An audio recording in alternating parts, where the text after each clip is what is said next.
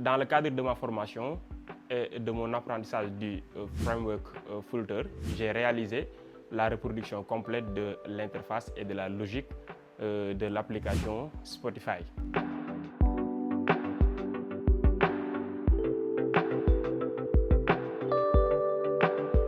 Bonjour à tous, je m'appelle Serigne Fallou Mbacké, étudiant en brevet de technicien supérieur en développement d'applications mobiles et web au CFPT Sénégal-Japon. Bon, aujourd'hui, je vais vous présenter la structure technique, l'architecture et les choix de développement qui m'ont permis à mener à bien ce projet.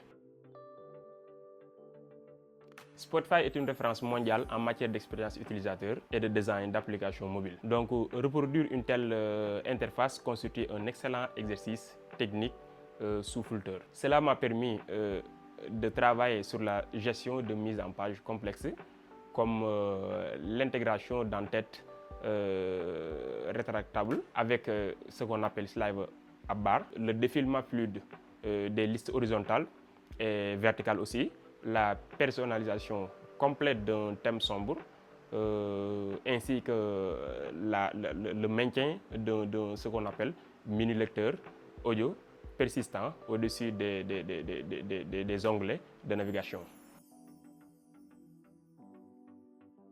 Bon, l'application repose sur une architecture propre, articulée, autour de la gestion d'états réactifs.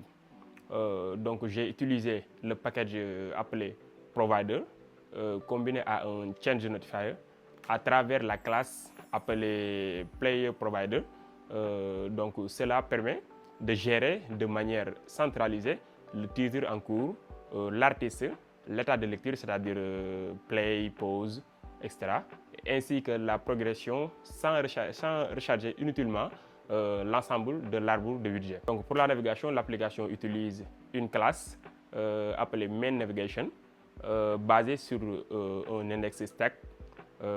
Cette approche préserve l'état de chaque écran, l'écran d'accueil, le recherche, la bibliothèque et l'écran premium. Donc lorsqu'on bascule un onglet à un autre, tout en gardant bien sûr le composant mini player fixe en bas de l'écran.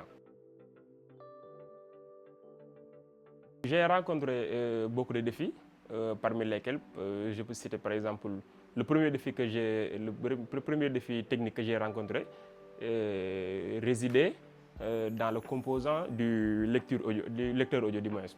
Donc il fallait concevoir un mini player capable d'écouter les modifications du player provider, permettant d'ouvrir la page de lecture du moins complète, ce qu'on appelle player page.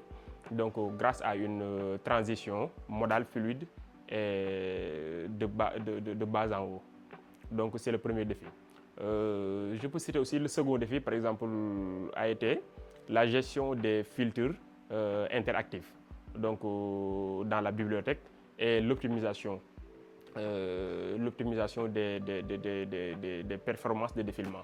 Donc l'utilisation combinée des widgets de la famille Sliver, comme par exemple Sliver Toolbox Adapter, Sliver Lister, Sliver Grid, a été essentiel pour maintenir par exemple une grande fluidité lors du rendu des catégories de recherche et des playlists. Donc en somme, ce projet m'a permis de consolider mes compétences sur Fulter, la gestion d'états avancés et la création d'interfaces réactives. Donc je remercie l'ensemble du personnel de notre département et l'ensemble des étudiants. Donc merci.